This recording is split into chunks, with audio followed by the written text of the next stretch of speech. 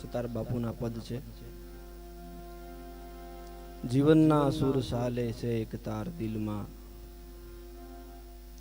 એવી ભક્તિ કરીને રીઝાવું મારો છે યાર દિલમાં. જોતા જણાયું શાંતિ કે અમને સંતોષમાં મળે છે, અને સંતોષી જન તો સુખિયા તૃષ્ણાએ શું વળે છે. જીવનના સંતોષની વાત કરે,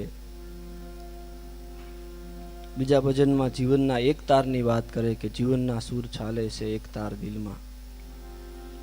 પણ ક્યારે કે તો કે ભાઈ ભક્તિ કરીને રીઝાવું મારો છે યાર દિલમાં.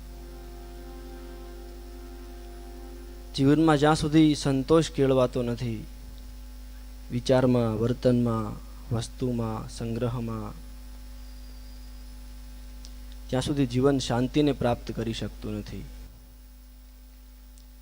સંતોષનો અર્થ છે કે ત્યાગી દેવું નહીં, આમ છોડી દેવું નહીં, મૂકીને વયું જવું નહીં, કે જાજી બધી વસ્તુનો સંગ્રહ કરી લેવો એવું નહીં. સંતોષનો અર્થ છે કે ધરાઈ જવું, બસ બસ કહી દેવું એટલે સંતોષ. અને ગીતા તો ટૂંકમાં કહે કે ત્યાગાત શાંતિરંતરમ, ખૂબ સૂત્રમાં કહી દે. ગીતા આખી સૂત્રાત્મક ભાષામાં લખાયેલી છે. સૂત્રનો અર્થ થાય કે એક જ વાક્યમાં, એક જ લીટીમાં આખા ગ્રંથો જેની ઉપરથી રચી શકાય એવું કહી દીધું કે ત્યાગાત શાંતિરંતરમ, ત્યાગથી તુરંત જ અંતર્મનમાં શાંતિ સ્થાપિત થઈ જાય છે. ત્યાગ શેનો? યોગ્ય સમજણ દ્વારા, યોગ્ય વિચારધારા દ્વારા પોતાના અંતર્મનમાં ઉઠી રહેલી ઈચ્છારૂપ કામનાઓ જે મને તમને શૂળ બનીને શુભા કરે છે મનની અંદર, આમ કરી લઉં, તેમ કરી લઉં, આમ કરો તો વધારે વિશેષ કહેવાશ, આમ કરો તો મહાન કહેવાવ, જે મને તમને શૂળ બનીને શુભે છે. અને એ જ વાત રામકથામાં ભરતજી કહે કે ગુરુ ગોસાઈ સાહિબ સિંહ રામુ લાગત મોહી નીક પરિણામું. મારા ગુરુ જે ગોસાઈ છે, ગુરુ ગોસાઈ, ગૌનામ ઇન્દ્રિયો, ઇન્દ્રિયોના જે સ્વામી છે, ચેતના સ્વરૂપ છે, પ્રેમ સ્વરૂપ છે. ગુરુ ગોસાઈ સાહિબ સિંહ રામુ લાગત મોહી નીક પરિણામું. અને જો ગુરુ પ્રસન્ન, મારા ગુરુ મારા પર પ્રસન્ન છે, ગુરુ પ્રસન્ન, સાહિબ અનુકૂલા, અને સાહેબ મારા ઈષ્ટ મારા પર અનુકૂળ છે. ગુરુ પ્રસન્ન સાહિબ અનુકૂલા, તો મીટી મલિન મન કલ્પિત શૂલા. તો ભરતજી કહે કે મારા મલિન મનની જે કલ્પિત શૂળો છે, જે શૂળ બનીને શુભી રહી છે, કાંટા બનીને, કેવી મીટી મલિન મન કલ્પિત. શૂળો કેવી છે? તો કે કલ્પિત છે મનની અંદર. આપણને દુઃખ શેનું છે મનમાં? કલ્પનાઓ. વાસ્તવમાં ક્યાં આપણને કોઈ ધોકા મારે છે? ક્યાં આપણને કોઈ આમ લાફા મારે છે? તો દુઃખ શેનું છે? કલ્પનાનું. જ્યાં સુધી જીવનમાં સંતોષ કેળવાતો નથી, વ્યક્તિ તરફથી, આપણા આજુબાજુના પરિવાર તરફથી, કે આપણા પોતાના સ્વ તરફથી, ત્યાં સુધી જીવન શાંતિને પ્રાપ્ત કરી શકતું નથી. શું કે આગળ કડીમાં કે કુદરતનો કાયદો છે. જ્ઞાની પુરુષો કેવું વિચારે? કુદરતનો કાયદો છે, જેવું વાવો તેવું લણશો. જવું વાવે જવું ફળે છે, અને ઘઉં વાવે ઘઉં મળે છે. બિલકુલ આમ દેશી ભાષામાં આપણે બધા સમજતા જ હોઈએ. સ્થૂળ રૂપે આપણે જ્યારે જોતા હોઈએ ત્યારે કે ઘઉં વાવી તો ઘઉં જ ઉગે, એમાં બાજરો ઉગે જ નહીં. કે કુદરતનો કાયદો છે, જેવું વાવો એવું લણશો. ફોન ગુમડ્યું તો પછી બાપુ વિજ્ઞાન, મનોવિજ્ઞાન તત્વજ્ઞાન તો ઘણા સમયથી બધા તત્વજ્ઞાનીઓ શાસ્ત્ર અલગ કરેલું જ હતું, વિદ્યા પાઠમાં લાવેલા જ હતા, પણ 1998માં લગભગ એમાંથી મનોવિજ્ઞાન એમાં આવી જતું હતું, પણ વિભાગ અલગ તાર્યો સ્પેશિયલ સમજવા માટે. મનોવિજ્ઞાન પાઠ્યપુસ્તકમાં લાવ્યા કે માણસ સરળતાથી સમજી શકે. એણે એવું કીધું કે માનવનું મન જે વિચારને પકડે, જે વિચાર ઉપર 1 મિનિટ કે 2 મિનિટ કદાચ વહી શકે સત્સંગ દ્વારા, સદકર્મ દ્વારા કે પોતાના મનોમંથન દ્વારા, પછી કદાચ એના વિચારથી પોતાની વાત ન સમજાય. આપણને કઈ પણ ઘણી વાર એવું થાય, આપણને અચાનક કઈ વિચાર આવે, ઘડીક આપણે મથીએ ને પછી પકડાય નહીં, આપણું મન પછી એને મૂકી દે. પણ મનોવિજ્ઞાન એવું કહે છે કે જેવી રીતે પેલી ટીટોળી માટીમાં જેમ ઈંડા દાટીને જાય, અથવા તો કાચબો જેમ દરિયા કિનારે આવીને કે કિનારે આવીને પોતાના ઈંડાને રેતમાં ઢાંકીને જાય ને પછી ભૂલી જાય કે ક્યાં સંતાડ્યા છે, એમ સારો સરવા જાય અને પછી એને સ્મૃતિ થઈ આવે ને પછી ગોતવા માટે વિહવળ બને, જગ્યા ભૂલાઈ ગઈ હોય, પણ એના શીતમાંથી જે એક ધારો પ્રવાહ વહા કરે ને એને લઈને ઈંડા સેવાઈ જાય. એમ તો મનોવિજ્ઞાને તો માનવના મન સુધીથી લઈને છે પ્રાણી સુધી આમ પ્રયોગ કરી લીધા, એમ કે માનવનું મન કોઈ પણ વિચારને પકડે અને એ વિચાર ઉપર મથે અને એનો જવાબ ન મળે તો અઠવાડિયે, 15 દિવસે, 20 દિવસે, મહિને, 6 મહિને એ વિચાર જ્યાં સુધી પડ્યો હોય ને, ક્યારેક ક્યારેક એની સાથે આપણો સ્પર્શ થાય ને તો વિચાર પણ સેવાઈ જાય છે, પણ યોગ્ય સમયે યોગ્ય રોપાઈ જાય ને તો સેવાય, એનો જવાબ મળે છે. એમ તો બાપુ વોટ્સએપનું કીધું એટલે આમ થોડુંક આપણે આપણા ઉપર લઈએ, એમ ફોન તો હું રાખું છું એટલે આપણને મને લાગુ પડે ને એમ. અને એ પ્રયોગ મનોવિજ્ઞાન તો ત્યાં સુધી કહે કે રાત્રે સૂતી વખતે સઘનતાથી જે આપણે અભ્યાસ કરતા હોઈએ, વાંચતા હોઈએ, કંઈ પણ કરતા હોઈએ તો વિચારો સહાય કે ન સહાય આપણામાં બીજરૂપ રોપાતા હોય છે. એવી વધારાની વસ્તુ નહીં જોવી કે જેના બીજ આપણી અંદર પડે.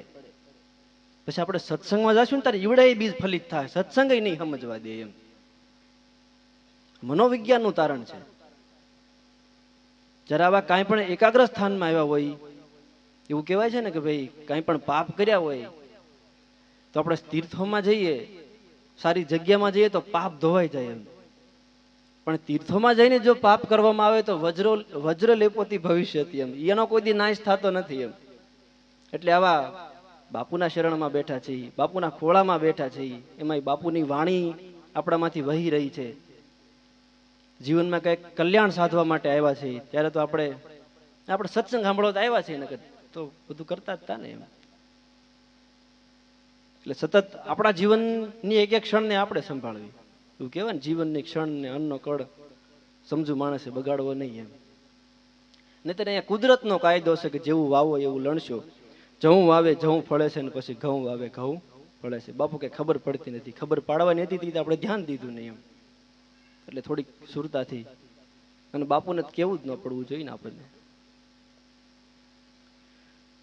આગળ કે સ્વાર્થી કે પક્ષપાતી કરતા કુસંપ કલેશો. કુસંપ કલેશો, કલેશો શેનથી થાય? સ્વાર્થ વ્યક્તિ જાતિ જ્યાં સુધી સ્વના અર્થેથી શરૂ ના કરે ત્યાં સુધી યાત્રા તો શરૂ થતી નથી. સ્વાર્થ, પણ સ્વાર્થમાં જ્યારે તમોગુણ ભળી જાય કે કેવળ અને કેવળ પોતાના હિતના માટે જ વિચારવામાં આવે, સામે ગમે એટલું નુકસાન થઈ જાય કે ન થાય, સામેવાળા પ્રત્યે વિચાર કરવામાં જ ન આવે, સ્વના અર્થને તે પક્ષપાત કરવામાં આવે. સ્વાર્થી કે પક્ષપાતી કરતા કુસંપ કલેશો. પણ જ્ઞાની અને પ્રેમી ભક્તો તો સૌમાં હાળે મળે છે. અમને જોતા જણાયું શાંતિ કે સંતોષમાં મળે છે. આ હજી આપણે બીજું પદ ગાયું ને કે જીવનના સુર સાલે એકતાર દિલમાં. એકતાર કરવા માટેની તો પહેલા ભૂમિકા બંધાય છે કે માનવનું મન ભક્તિ કરવા માટે તૈયાર કરવા માટે કેટલી કેટલી સ્થિતિઓને એને સમજવી પડે છે. એવું નથી કે ભાઈ 2 કલાક ધ્યાનમાં બેસી જાવ એટલે સીધો ભડકો થઈ જશે. સમજ્યા વગરનું ગમે એટલું આપણે મરશું બળદ થશે. સમજ્યા? અહીંયાનું બળદ થાય ને, થતું નથી કઈ. એટલે કે છે સત્કર્મ કરવો ભાઈ અને દુનિયામાં કંઈક કરી લે ભલાઈ. દિવસ દરમિયાન, જીવન દરમિયાન સતત અને સતત માણસ ભલાઈ કરતો રહે ને તો જ માણસને શાંતિ પ્રાપ્ત થાય. અને શાંતિ તો જ પ્રાપ્ત થાય માણસને કે પોતે સંતોષરૂપ જીવન જ્યાં સુધી જીવી ન શકે ત્યાં સુધી શાંતિ પ્રાપ્ત થતી નથી. એટલે કે દુનિયામાં કર ભલાઈ, સત્કર્મ કરવો ભાઈ. આ ટૂંકા જીવનમાં માનવ દુનિયામાં શું છળે છે? આ થોડા એવા જીવનમાં માણસ કદાચ કેટલું કપટ કરી લે એમ. દુનિયા બગાડી ન શકે પણ પોતાનું જીવન બગડી જાય ત્યાં વાંધો આવી જાય. ખોટી વસ્તુનો આપણે સંગ કરીએ, જરૂરિયાત વગરનો ફોન આપણે વાપરીએ ને એ કુસંગ જ છે. જરૂરિયાત છે ત્યાં સુધી સાધન છે, ત્યાં સુધી જીવન જ છે પાછું. પણ જરૂરિયાત વગરનો આપણે એનો સંગ કરીએ તો એ કુસંગ છે, એના બીજ રોપાય છે, જીવન બગડે છે. આગળ કે સતાર શાહ સમજો કુદરતના ખેલ ન્યારા, લખ્યા લેખ લલાટે કોઈના ટાળ્યા નહીં ટળે. એ લેખ કોણ લખે છે? વ્યક્તિ સ્વયં લખે છે. જ્યારે ત્યારે પણ આપણે સત્સંગમાં ગયા હોઈએ, સદવિચારને પ્રાપ્ત કરવા આપણે જઈએ છીએ. શું કામ? સદવિચારને પ્રાપ્ત કરવા જઈએ. સદવિચાર મેં કીધું એમ કે માનવનું મન છે એ 2 મિનિટ પહેલા શું વિચારતું હતું એ આપણે યાદ રાખી શકતા નથી, યાદ રહેતું નથી. કોઈ કે ગાળ દીધી હોય અથવા તો કઈ આમ જોરદાર ઘટના ઘટે નહીં ત્યાં સુધી મન એને પકડતું નથી. આપણું મન ડેટા ન લે. અને મન પેલા તમો ગુણ પેલા પકડે છે. આ સત્સંગનો વિચાર છે એને દ્રઢીભૂત થવા માટે ને વારે વારે એનો વિચારને રોપવો પડે છે. એટલા માટે જરૂરી છે કે સત્સંગ આપણે જ્યારે પણ જઈએ સત્સંગમાં ત્યારે આપણા માટે સત્સંગ જરૂરી જ હોય. એવું ન હોય કે એ તો આપણને ખબર છે એમ, પણ દ્રઢીભૂત કરવા માટે વારે જરૂર છે, વારે જરૂર છે. કીધું ને બહુત કાલ કિન્હ સત્સંગા, ત્યારે સંશયનો ભંગ થાય એમ. એટલે માણસનું જીવન જ્યાં સુધી પોતે જે કર્મ કરી રહ્યો છે વર્તમાન સ્થિતિમાં, જ્યારે જે તે સમયે વર્તમાન સ્થિતિમાં, અત્યારે આપણે સત્સંગ સાંભળી રહ્યા છીએ, અત્યારે આપણે બીજું કાંઈ નથી કરી રહ્યા, તો આપણે કેવળ અને કેવળ સત્સંગમાંથી જ આનંદ કેવી રીતે પ્રાપ્ત થાય, સત્સંગને પૂરો કેવી રીતે સમજી શકીએ, એ જ આપણો ઈશ્વર હોવો જોઈએ. એક ઈષ્ટની ઉપાસના એટલે શું?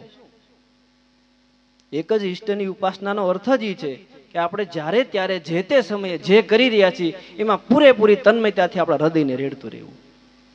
એ એક ઈષ્ટની ભક્તિ. બીજું પદ ગાયું આપણે કે જીવનના સુર સાલે છે એક તાર દિલમાં. એક તારનો અર્થ જ એ થાય કે આપણે જે તે સમયે જે કરી રહ્યા હોય તેમાં પૂરેપૂરી લગનથી, પ્રેમ મગનથી એમાં ઉતરતા રહીએ એમ. એ જ ભક્તિ.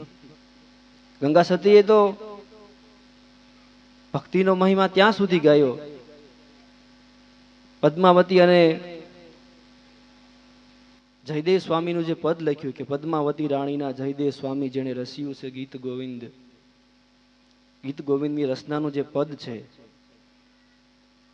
તેમાં મહાકવિ જયદેવ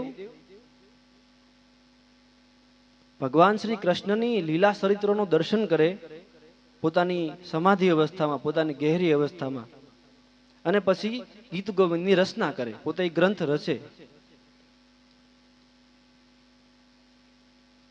તો આવા જ્ઞાની પુરુષો જ્યારે પદ રચતા હોય અને ત્યારે ભગવાન શ્રી કૃષ્ણ કેવી જોરદાર લીલા કરે છે કે લીલા રચતા દર્શન કરતા એક ઘટના એવી ઘટી કે ભગવાન શ્રી કૃષ્ણ કહે છે રાધાજીને કે મારા હૃદયની અંદર કામનો અગ્નિ વિહવળ થઈ ગયો છે. ભગવાન શ્રી કૃષ્ણ કહે છે કે મારા હૃદયની અંદર કામનો અગ્નિ વિહવળ થઈ ગયો છે, જેથી એ રાધાજી તમારા પગ મારી છાતી ઉપર મૂકો તો મારો કામાગ્નિ શાંત થઈ જાય. કામનો અર્થ ઈચ્છારૂપ અગ્નિ થાય છે.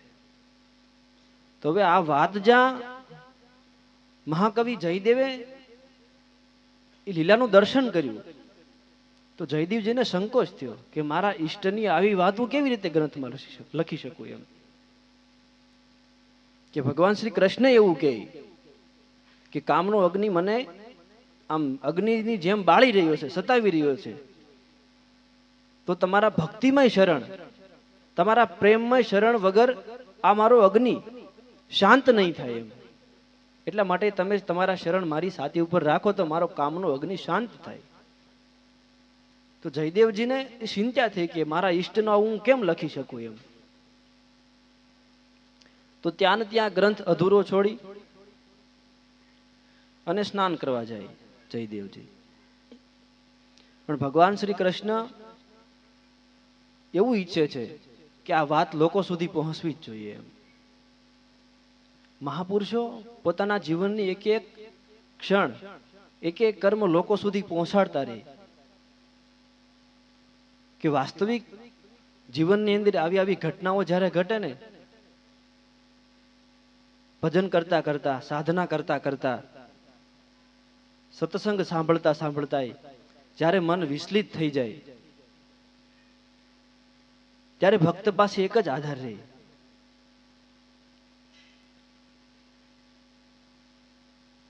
કે પોતાના ઈષ્ટને, કે પોતાના સદગુરુને, કે પોતાના પ્રેમીને એટલી બધી ભક્તિની આતુરતાથી આમ સાહે કે પછી એની પાસે વેણ ન રહે, ખાલી આંસુ જ વધે. સાધના કરતા કરતા સાધક જ્યારે ઠાકે, એને સમજણ ન પડે, ઈશ્વર હરેક સાધકને એવી સ્થિતિ ઉપર લાવે છે ત્યારે જ એનું હૃદય પવિત્ર થાય, અહંકારથી મુક્ત થાય છે. એટલે જયદેવજી સ્નાન કરવા જાય અને ભગવાન શ્રી કૃષ્ણ આવી અને એ જે અધૂરી પંક્તિ છે, અધૂરી પંક્તિ જયદેવજીના રૂપમાં આવીને લખી જાય છે કે ના, આ વાત સત્ય છે, આ વાત ટકાવી જોઈએ, લખાવી જ જોઈએ.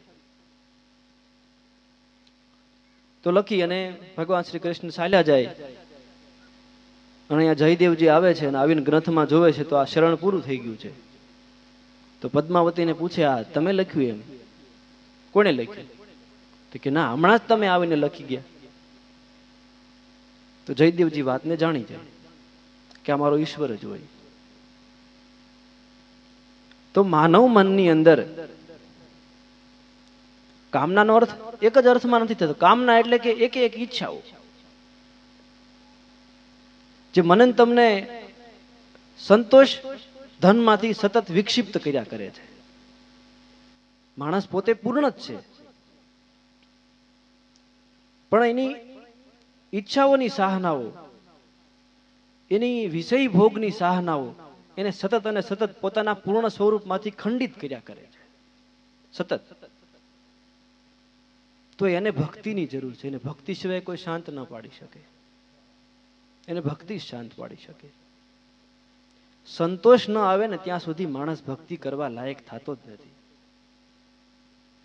ત્યારે કીધું તન મન ધન ગુરુજીને અર્પણ. સંતોષ એમ કીધું ને, સંતોષ એટલે આમ ત્યાગ નહીં. સંતોષ એટલે બધી વસ્તુને ભેગું કરીને બેસી જાવ પછી સંતોષ, એમ નહીં. કાંઈ નહીં એમાં બસ બસ આમ એટલું ધરાઈ જવું એમના, ઈ સંતોષ.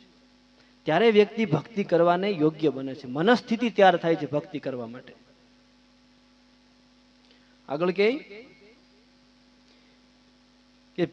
જીવનના સુર ચાલે એક તાર દિલમાં, ભક્તિ કરીને રીઝાવું મારો છે યાર દિલમાં, મિથ્યા જગતને જાણું સત બ્રહ્મ એક માનું. ભક્તિ કરવા માટે, ભક્તિ શેની કરવાની છે? આપણા કર્મની. આપણા કર્મની અંદર રહેલા આપણા ભાવની. કીધું કે ભાવ ઈ જ ભક્તિ છે. ભક્તિ બીજું કઈ નહીં. ભક્તિનો સોખામાં સોખા મૂળ સિદ્ધાંત કે યોગની અંદર આપણે જોઈએ તો યોગ નિયમોથી બદ્ધ છે. જ્ઞાનની અંદર જોઈએ તો સાત્વિક વિચારથી જ્ઞાનબદ્ધ છે, પોતાના આચરણથી. એવી રીતે ભક્તિ છે એ વિશુદ્ધ હૃદયના ભાવથી બદ્ધ છે. ભાવ એટલે જ ભક્તિ, બીજું કઈ નહીં. ભાવ એટલે જ ભક્તિ. સતત વેહા કરે એ ભક્તિ, એક જ પ્રવાહમાં, એક જ હરખા રૂપમાં, એ ભક્તિ. મિથ્યા જગતને જાણ્યું સત બ્રહ્મ એક માનું. આ જોયું અસાર જગમાં કે સાસો છે સાર દિલમાં. એ ભક્તિ વહે છે ક્યાંથી? પોતાના દિલમાંથી જ.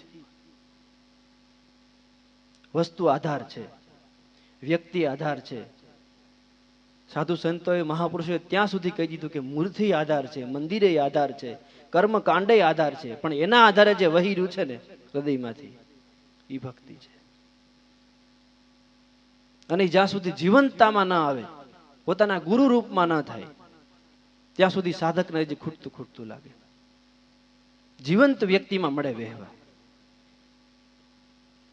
ત્યાં સુધી મિથ્યાનો અર્થ થાય છે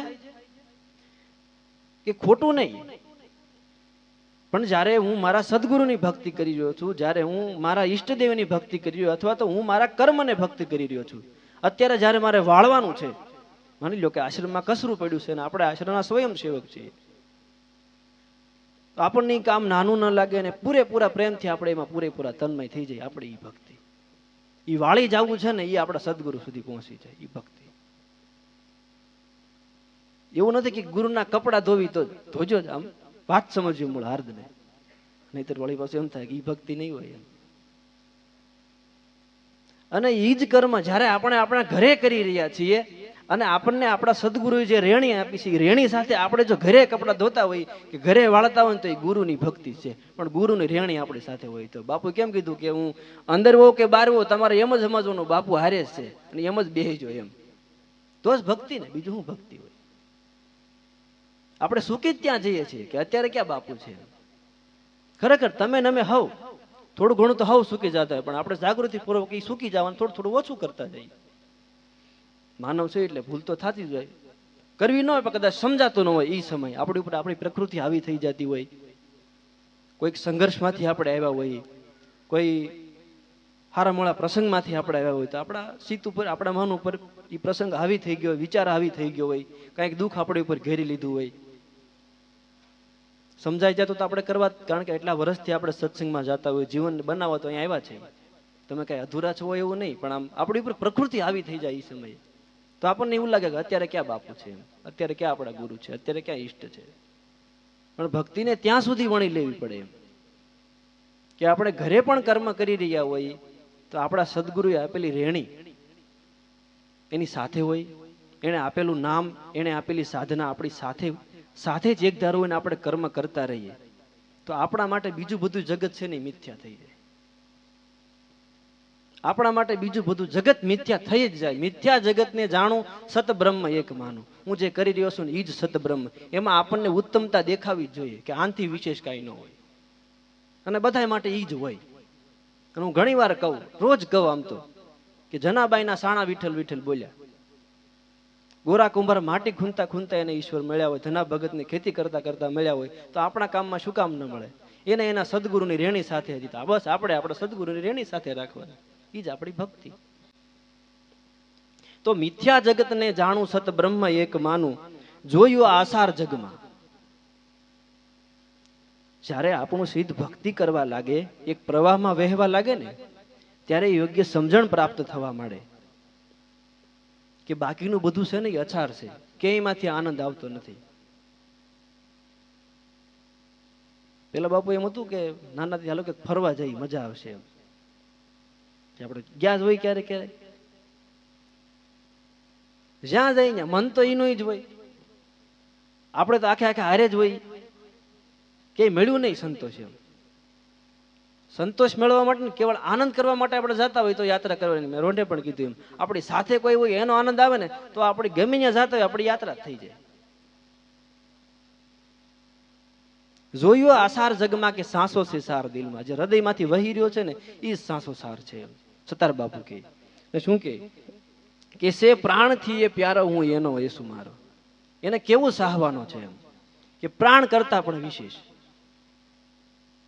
સાહત વ્યક્તિના હૃદયમાંથી જ આવવાની, વ્યક્તિએ અલગ અલગ સ્વરૂપે આવવાની, પણ આપણા સ્વરૂપમાંથી આવતી સાહત પૂરેપૂરી આપણા તરફથી હોવી જોઈએ, બીજાને દેખાવા માટે નહીં. શું કે છે પ્રાણથી એ પ્યારો હું એનો યેસુ મારો. માને ન માને કોઈ, કોક માને કે ન માને એ આપણે નથી જોવાનું. આપણે આપણા સદગુરુ પાસે એટલે નથી જતા કે બાપુ ઓલો આમ કરે છે કે ઓલી આમ કરે છે, ઓલાને આમ કરો. આપણે આપણા સદગુરુની પાસે જઈએ છીએ, બીજું આજુબાજુનું જોવા નથી જતા. એમાં આપણે ખોટા ઠાકી જઈશું અને એમાં ફળ નહીં મળે અને બીજું નુકસાન ઈ જશે કે કુદરતનો કાયદો જેવું વાવો એવું લણશે. જેવા બીજ આપણે રોપશું ને એ ફલિત આપણામાં થવાના છે. મહાપુરુષોએ સારું જ વાવ્યું એટલે એને સારું ઉગ્યું. સે પ્રાણથી એ પ્યારો હું એનો એસુ મારો માન ન માને કોઈ મારો છે યાર દિલમાં. આગળ કે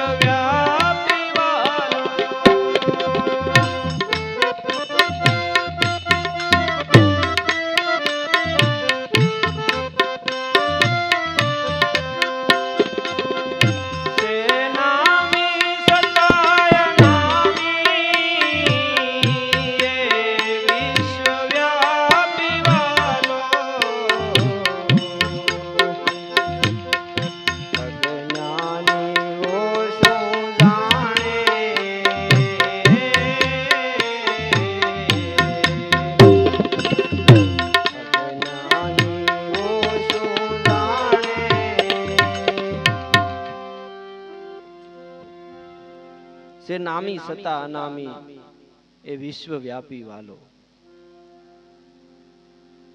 ઈ કોણ?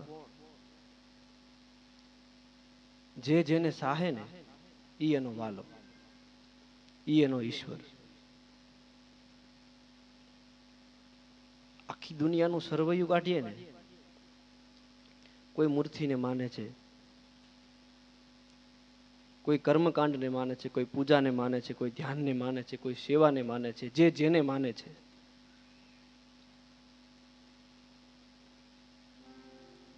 નામી સતા અનામી ઈ વિશ્વવ્યાપી વાલો. વ્યક્તિ, બાપુએ રોંઢે પણ કીધું, ભરતદાસ બાપુએ, કે જ્યાં સુધી પોતાપણું ન જાગે ને, પોતાપણું ન લાગે ને ત્યાં સુધી વાલ ઉત્પન્ન થતો નથી, પ્રેમ ઉત્પન્ન થતો નથી. પારક્યું પારક્યું લાગ્યા કરે. ગમે એવો ક્રૂરમાં ક્રૂર માણસ હોય ને, ઘાતકી માણસ હોય ને, એ પોતાના દીકરાના માથા ઉપર હાથ ફેરવે ને ત્યારે તો આમ પ્રેમથી જ ફરે, ત્યાં એને પોતાપણું લાગે. આ મહાપુરુષે એ પ્રેમને આખો વિશ્વવ્યાપી બનાવી દીધો. સે નામી સતા અનામી વિશ્વ, એ તત્વને એને જોઈ લીધો કે કોઈ પણ વ્યક્તિ એ વાહલને પ્રેમ કરે છે, એના માટે એ મરણીઓ થઈને પ્રયાસ કરે છે. ગાય હોય ને, ગાય એ જંગલમાં વિયાણી હોય, એનું વાસરું હોય ને કદાચ સિંહ આવ્યો હોય એને મારવા, તો એ વાસરુને 4 પગની વશમાં લઈ લે, પોતે મરી જવા તૈયાર થઈ જાય. નકર એને ખબર જ હોય કે મને મારી નાખશે પછી વાસરુને મારી જ નાખશે, પણ મૂકે નહીં. એમ પોતાના મૃત્યુના ભોગે પણ પોતાના વાલને બસાવવાનો, પોતાના પ્રેમને બસાવવાનો પ્રયાસ કરે.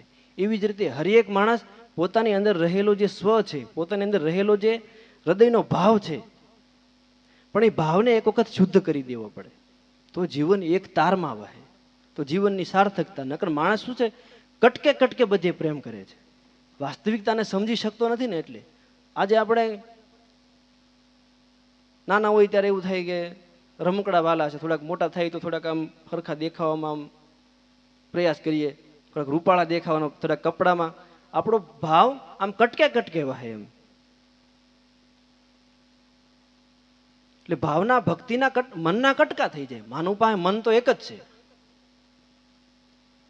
જ્યાં સુધી વાસ્તવિક વસ્તુને આપણે પ્રેમ નથી કરી શકતા, વાસ્તવિક વસ્તુને જોઈ નથી શકતા, ત્યાં સુધી હૃદયનું કામ જ છે કે વહેવું. હૃદયનું કામ એક જ છે કે વહેવું. અને ત્યારે સતી લોયણે કીધું હોય ને કે ભક્તિની ઝુકતી તમે જાણજો, બની જાતું દાસનો દાસ. ભક્તિ મટાડે ભવ રોગને, ઠરવે ઠીક નિદાન. એ કોની પાસે? કે સદગુરુ પાસેથી ભક્તિ જાણવી. ભક્તિ સમજવા માટે યોગ્ય બુદ્ધિની જરૂર પડશે. અને ગીતાએ તો કહી દીધું, સાંખ્ય યોગ આપ્યા પછી કીધું કે દદામી બુદ્ધિ યોગમ. એટલી વાત સમજાવ્યા પછી એમ કીધું કે હવે તને વિશુદ્ધ બુદ્ધિ આપું છું અને પછી તું ભક્તિ પથ ઉપર આવી શકીશ, હું તને બુદ્ધિ યોગ આપું. એમનેમ નહીં, સમજદારી પૂર્વક. તો આપણે આપણી વાલી વસ્તુને આપણે આપણે યથાર્થતાને જોઈ શકશું કે હકીકતમાં કેને પ્રેમ કરવો યોગ્ય છે. મહાપુરુષોને કપડાનું ભાન ન રહ્યું, મહાપુરુષોને સંબંધોનું ભાન ન રહ્યું. શું કામ? એને વાસ્તવિકતાને જોઈ લીધી. એને એના સદગુરુને કે એના ઈષ્ટને પૂરેપૂરા પ્રેમ મગનતાથી એને ન્યોશાવાર થઈ ગયો. એમ ગોપીઓ વિશે તો એવું કહેવાય છે કે ભગવાન શ્રી કૃષ્ણ જ્યારે વૃંદાવન છોડીને જાય મથુરા, પછી જે રેત ઉપર ભગવાન શ્રી કૃષ્ણના પદ ચિહ્નો છે, તો ગોપી સવારે પાણી ભરવા જાય ઘડો લઈને, બેડું લઈને, અને પાછી આવે છે બેડું ભરીને, તો સાડી અડધી ફાટેલી હોય છે, અડધી હોય છે. તો સાસુ પૂછે કે અડધી સાડી કેમ? અડધી સાડી ક્યાં ગઈ? તો કહે છે કે જે રેતમાં શ્રી કૃષ્ણના પદ ચિહ્નો છે તેની આજુબાજુ 4 હાંઠીકા ખોડી અને મેં મારી સાડીનો શેડો બાંધી દીધો, જેથી લઈ પદ ચિહ્નો જાય નહીં. વાલા પ્રત્યેનો આવો ભાવ વહે છે. મહાપુરુષે શાસ્ત્રો ગોપી એટલે કે આપણી ઈચ્છાઓ આપણા બધાને લાગુ પડે છે. હરેક વ્યક્તિની પોતાનું વાલું હોય, અને વાલું ન હોય ત્યાં સુધી માણસને સંતોષ ન થાય. એક ધારો ઠાકી ગયેલો રહે ને તો સમજવાનું આનાજી પ્રેમ કરતા જ નથી આવડ્યું. ઠાકતો જ હોય ને, પણ ઠાક હેનો હોય, પ્રેમ કરતા ન આવડ્યું ને હાવ ઠાકી ગયેલો, હાવ ઓતાઈ ગયેલો. આમ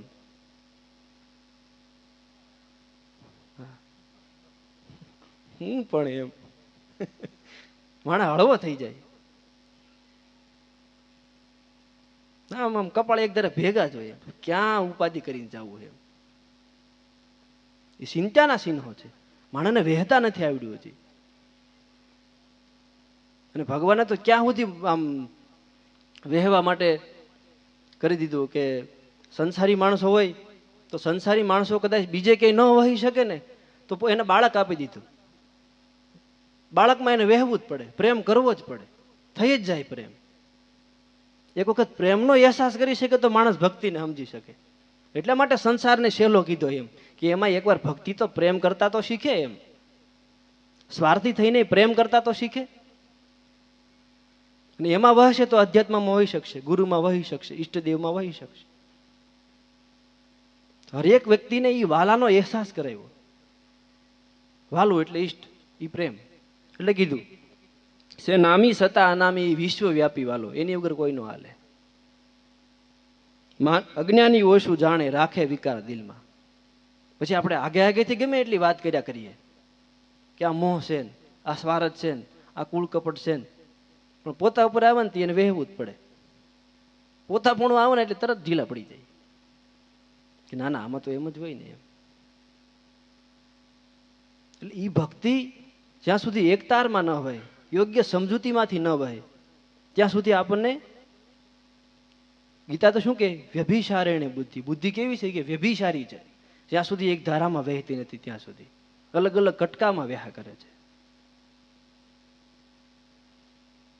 પ્રયાણ કાલેને મનસા સલેને ભક્ત્યા યુક્તો. હર એક વિચારનો પ્રયાણ, એક વિચારનો અંતિમ પ્રવાહ, પ્રયાણ કાલે અંતિમ પ્રવાહ વખતેનો એક સમય કે મનમાં વિચલિત થયા વગર પ્રયાણ કાલે મનસા ચલેને ભક્ત્યા યુક્તો, ભક્તિથી યુક્ત થઈને, ભાવથી યુક્ત થઈને. આગળ કે અજ્ઞાન ઊંઘ ત્યાગી. અજ્ઞાન ઊંઘ ત્યાગી જાગીને જો જણાશે.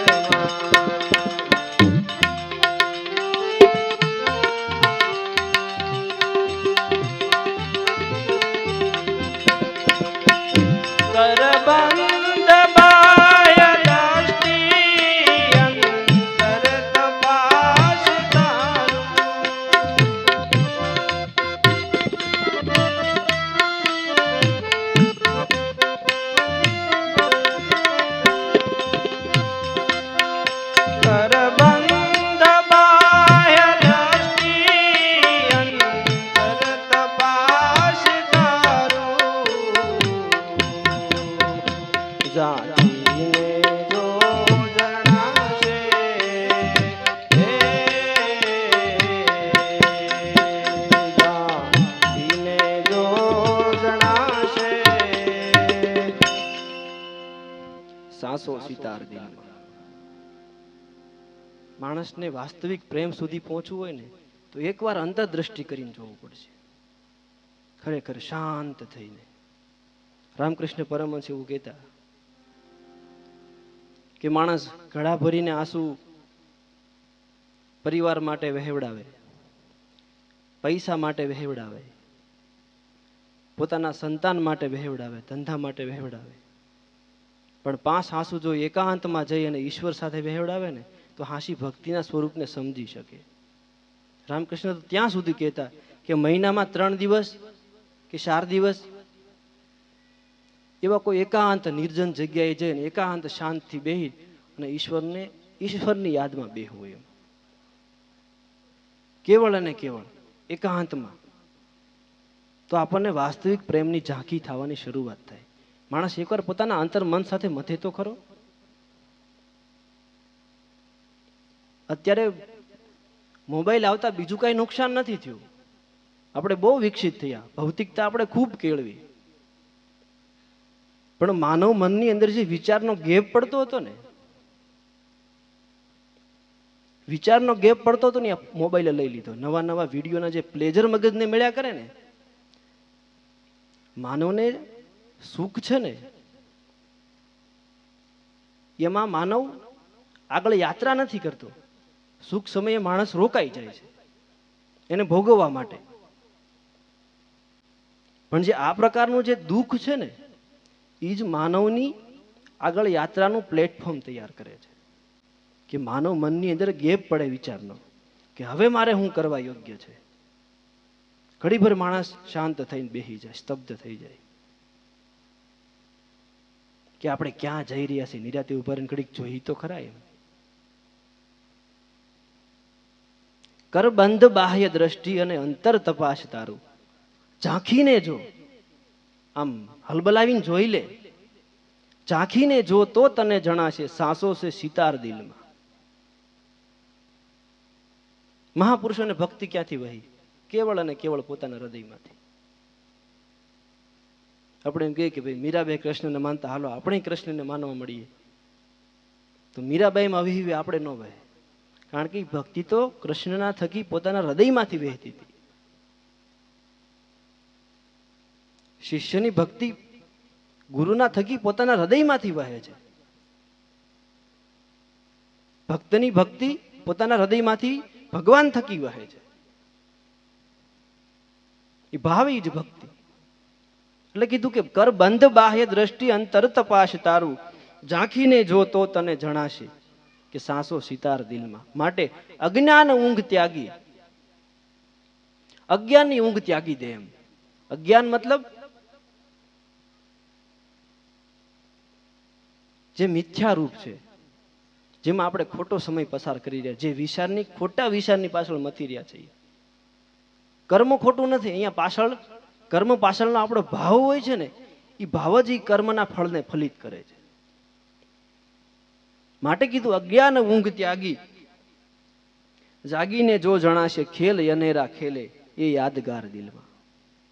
અનેરો ખેલ જે ખેલાઈ રહ્યો છે માનવ જીવનની અંદર, એ માનવને યાદગાર થઈ જવો જોઈએ ભક્તિ કરતા કરતા કરતા. અને અંતિમ કડીમાં કે સત સેવા પ્રેમ ભક્તિ સતાર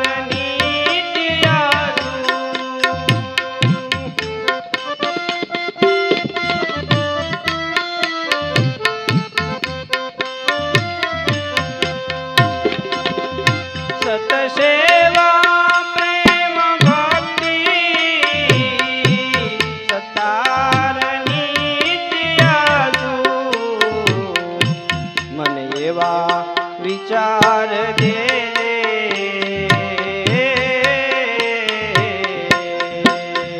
મને એવા વિચાર દેજે પરમેશ્વર તું દિલમાં.